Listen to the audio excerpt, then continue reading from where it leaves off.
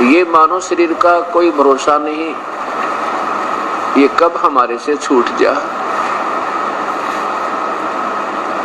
कबीर साहब कहते हैं कि श्वास उसास में नाम जपो, वही व्यर्था श्वास मत खो, और ना जाने इस श्वास का आवन हो कि ना हो।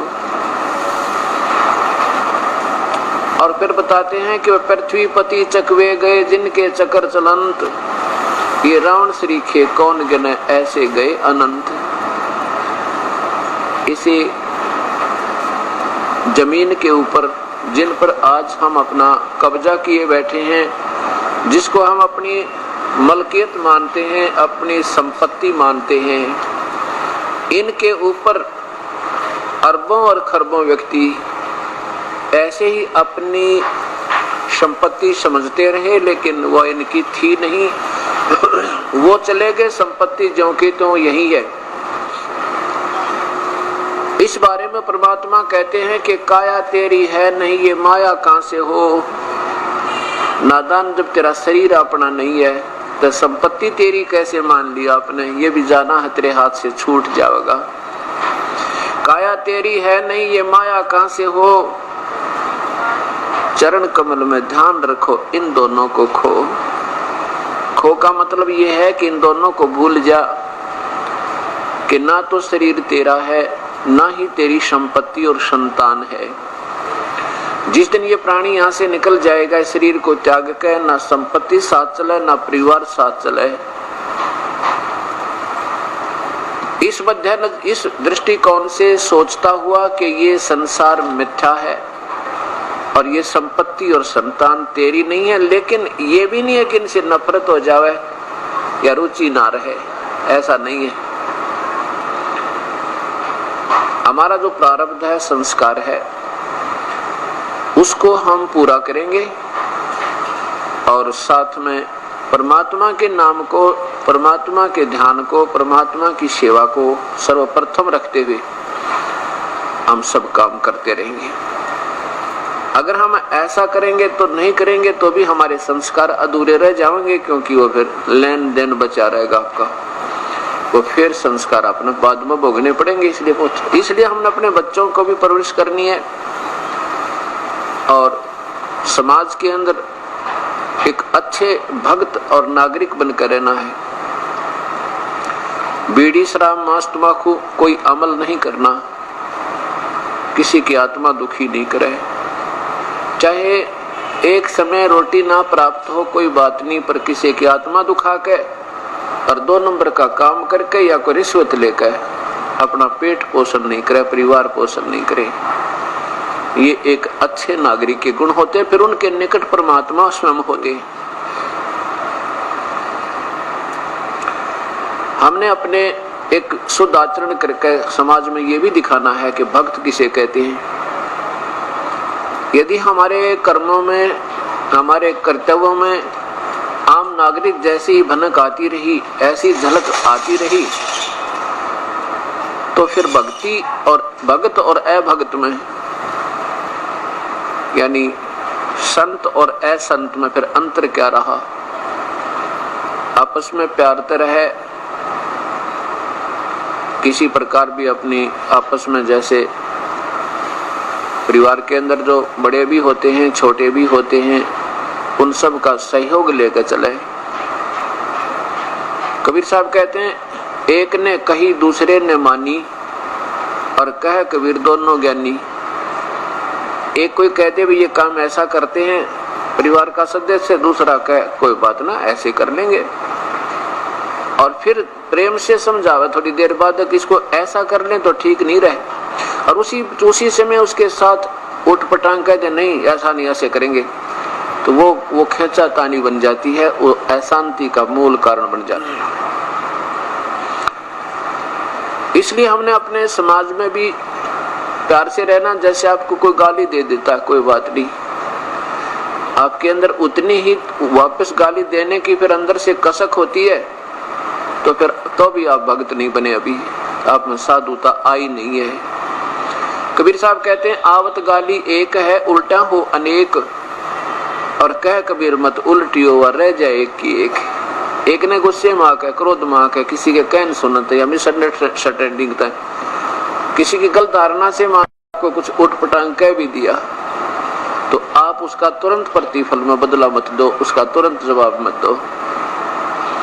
फिर वो एक देगा, एक और दे देगा, वह दो ना हुए, दो जब होगी जब आप उल्टी दे दोगे, उल्टी गाली आप उसको पकड़ाओगे तो वो 20 और सुनावेगा और फिर हाथापाई हो जाएगी और फिर हानि ना जाने कहां तक पहुंच सकती है। इसलिए क्या बताते हैं कि आवत गाली एक है, उल्टा हो अनेक, कह कबीर ना उलटियो व रह जाए रहे एक की एक। गाली ही से उपचे और कलह कष्ट और मीच, हार चले सो संत है भाई लाग मरे सो नीच। अब गाली ही से क्या होता है कि हाथापाई हो, झगड़ा वगड़ा हो गया और फिर ना जाने मौत भी हो जावा किसी की। गाली ही से उपचे कलह कष्ट और मीच, मीच माने मृत्यु। हार चले सो संत है, हार जाना नो का अच्छा भाई चुप हो जा, बोले नहीं, वो नो सोचेगा तेरे तो डर गया तो आप हार गए, बहुत अच्छी बात है। कहते हार चले सो संत है और लाग मरे सो नीच, उससे की तरह गुट्टम गुट्टा हो गया, कहते हो तो नीच राक्षस स्वभाव के, जैसे कल गीता जी बतावे थी, पवित्र गीता शास्त्र कह रहा था कि वो संत नहीं फिर होता है संत होते हैं।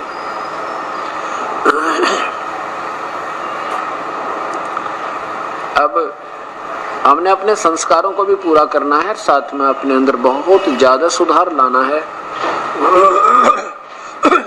ताकि आम समाज भी ये कहे भी भक्ति हो तो ऐसी संत भक्त हैं तो ये हैं जिनमें बीड़ी शराब मांस तंबाकू का कोई व्यसन ना हो और झूठ बोल के अपना धंधा नहीं बढ़ावे, किसी की आत्मा दुखाने के लिए झूठ ना बोले। अब जैसे अब रिश्वत लेते हैं या 2 नंबर का काम करके दुनिया को धोखा देके, कोई मिलावट करके या कोई डुप्लीकेट चीज ओरिजिनल समझ कर बेच के पैसे तो कमा लेंगे आप, लेकिन वो पैसा फिर बहुत बुरी तरह जाएगा आपका। मनमाने कोई बालक बीमार हो जावे या स्वयं को कोई बीमारी लग जावे, लाखों रुपए लगे और फिर वो पैसा भी जावे, अशांति भी, और साथ में जो जिस दुष्कर्म के से वो धन एकत्रित किया था वो पाप कर्म तो ज्यों के तो जमा है आपके, और वो धन रहा नहीं जो आपने गलत तरीके तो अपनाया था, बल्कि कष्ट में होकर गया। इस प्रकार हमने इन बातों को ध्यान रखते हुए अपने अंदर बहुत सुधार लाना, क्योंकि परमात्मा का एक नियम है कि जैसे कर्म और साथ में जैसा भी आपका संस्कार जो भी आपको मिलना है, उस परमात्मा ने आपको बांट रखा है एक जीवन में कि तुझे इतना धन मिलेगा, इतनी तेरी संतान होगी, इससे कम बत्ती नहीं हो सकता, चाहे कोई कितना शर पटक ले। उससे अधिक करने के लिए यदि हम चेष्टा करते हैं गलत तरीके से तो फिर वो बहुत हानि का कारण बनेगी। लेकिन प्रभु को याद रखते हुए, परमात्मा के संविधान को सामने रखते हुए अपना प्रयत्न जरूर करे, दैनिक कर्म अवश्य करता रहे, प्रभु पर छोड़ दे इसका लाभ और हानि। मान लीजिए आज आपको उपदेश मिल गया, आप 2-4 महीने के बाद फिर आते हो जी कोई लाभ तो नहीं हो रहा, ऐसा कोई प्रश्न करते हैं।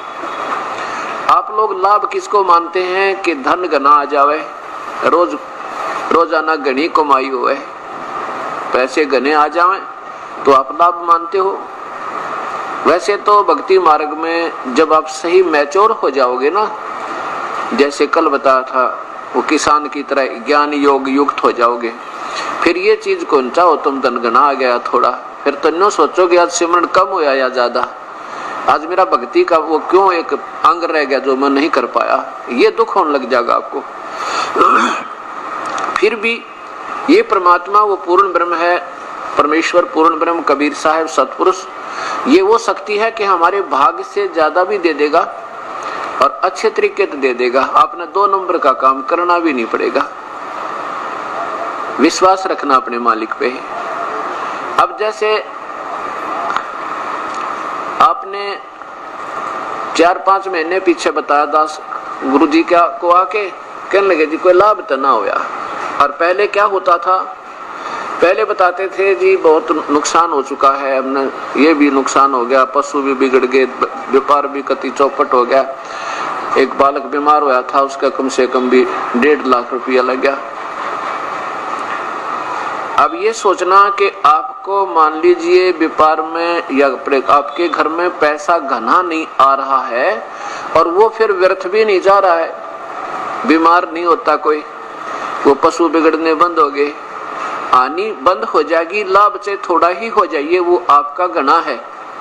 क्योंकि उधर ज्यादा आता दिखाई दे रहा था, फिर एकदम इकट्ठा ही चला गया तो वो लाभ नहीं था, वो तो व्यर्थ था, अशांति और बनी।